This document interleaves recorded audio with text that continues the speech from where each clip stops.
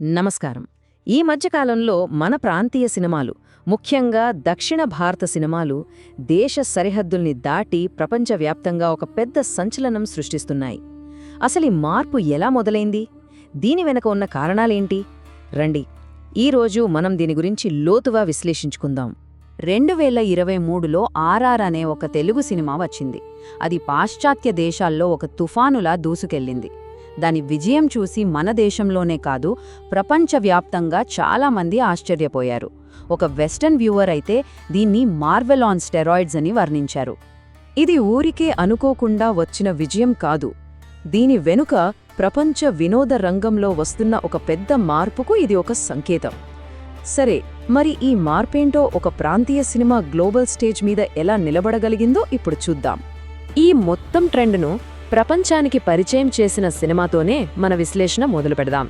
అదే ఆర్ఆర్ఆర్. ఇది ఒక తెలుగు సినిమా, బాలీవుడ్ నుంచి వచ్చింది కాదు. ఇద్దరు స్వాతంత్ర్య సమరయోధుల జీవితాల ఆధారంగా అల్లిన ఒక కల్పిత కథ ఇది. కానీ దాని భారీతనం, ఊహకందని యాక్షన్ సీన్లు, నాటు పాటకు వచ్చిన ఆస్కార్ అవార్డ్, ఆఖరికి స్టీవెన్ స్పీల్బర్గ్, జేమ్స్ క్యామరాన్ లాంటి దిగ్గజాలు కూడా ఈ సినిమాను మెచ్చుకోవడంతో ఇది ప్రపంచవ్యాప్తంగా ఒక పెద్ద సెన్సేషన్ అయింది. కానీ ఆర్ఆర్ఆర్ విజయం అనేది అసలు కథకు ఒక చిన్న భాగం మాత్రమే. ఇది ఒక పెద్ద మంచుకొండ యొక్క కొన లాంటిది. అసలు కథ ఇంకా చాలా ఉంది. ఒక్కసారి నంబర్ చూడండి, 2500%. ఇది కాంతార సినిమా పెట్టుబడిపై సంపాదించిన లాభం.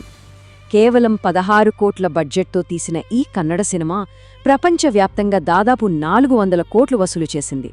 దీన్ని బట్టి అర్థం చేసుకోవచ్చు మన స్థానిక కథలకు, మన సంస్కృతికి ఎంత పెద్ద మార్కెట్ ఉందో.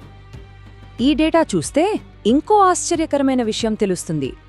ఒకప్పుడు ఇండియన్ సినిమా అంటే బాలీవుడ్. కానీ ఇప్పుడు మొదటిసారిగా భారత్ బాక్సాఫీస్ను మన సౌత్ సినిమాలు, ప్రాంతీయ సినిమాలు శాసిస్తున్నాయి. ఇదొక పెను మార్పు. ఈ కొత్త ట్రెండ్ వల్ల పాన్ ఇండియన్ సినిమా అనే పదం బాగా ప్రాచుర్యంలోకొచ్చింది. అంటే ఒక సినిమాను ఒకేసారి దేశవ్యాప్తంగా చాలా భాషల్లో విడుదల చేసి అందర్నీ ఆకట్టుకోవడం. ఇది భారతీయ సినిమా రూపురేఖలనే మార్చేస్తోంది.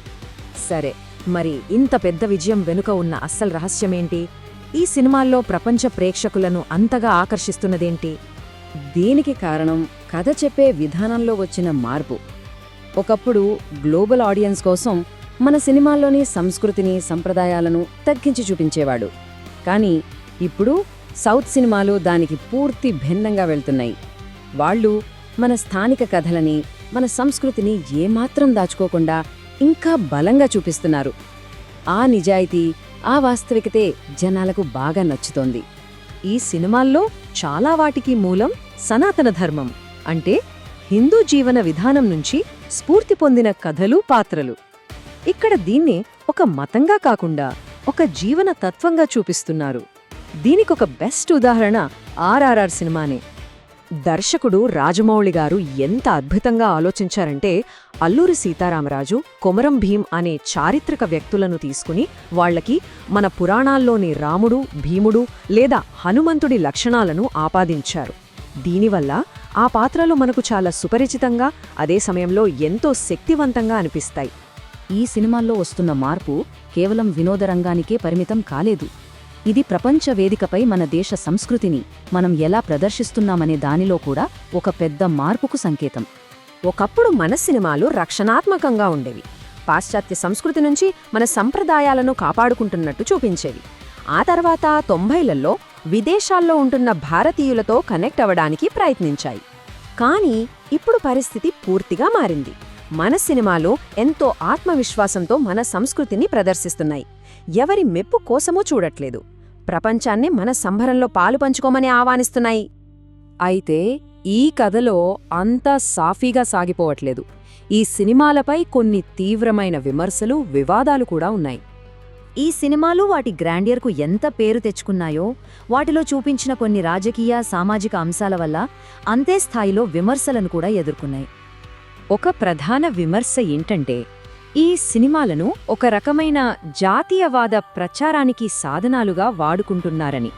ఒక నిర్దిష్ట రాజకీయ భావజాలాన్ని ముందుకు తీసుకువెళ్లడానికి ఇవి ఉపయోగపడుతున్నాయని కొందరు విశ్లేషకులు అంటున్నారు.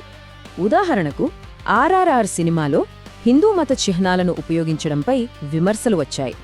అలాగే సినిమా చివర్లో స్వాతంత్ర్య సమరయోధులను గౌరవించే పాటలో గాంధీ, నెహ్రూ లాంటి కీలక నేతలను చూపించకపోవడం కూడా ఒక రాజకీయ అజెండాలో భాగమేనని విమర్శకులు అంటున్నారు. మరో బలమైన విమర్శ కులం, అణగారిన వర్గాల చిత్రీకరణపై వచ్చింది.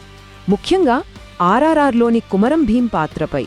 ఒక అమాయక గిరిజన నాయకుడికి ఒక ఉన్నత కులానికి చెందిన హీరో మార్గనిర్దేశం చేయాల్సిన అవసరం ఉన్నట్టు చూపించడం ద్వారా ఈ సినిమాలు పాత సామాజిక అంతరాలను, అధికార అసమానతలను మళ్లీ తెరపైకి తెస్తున్నాయని కొందరు పరిశీలకులు వాదిస్తున్నారు. కాబట్టి మనం ఒక సంక్లిష్టమైన పరిస్థితిలో ఉన్నాం. ఒకవైపు కళాత్మక స్వేచ్ఛ, సాంస్కృతిక గర్వం, మరోవైపు రాజకీయ వివాదాలు. మరి ఈ కొత్త కథలని మనం ఏమని పిలవాలి? ఒక సాంస్కృతిక పునరుజ్జీవనమా, లేక ఒక జాతీయవాద సాధనమా? బహుశా ఈ కథల అసలైన శక్తి అవి రెండూ కావడంలోనే ఉందేమో. ఈ ప్రశ్నతోనే మనం ఆలోచించాల్సి ఉంది.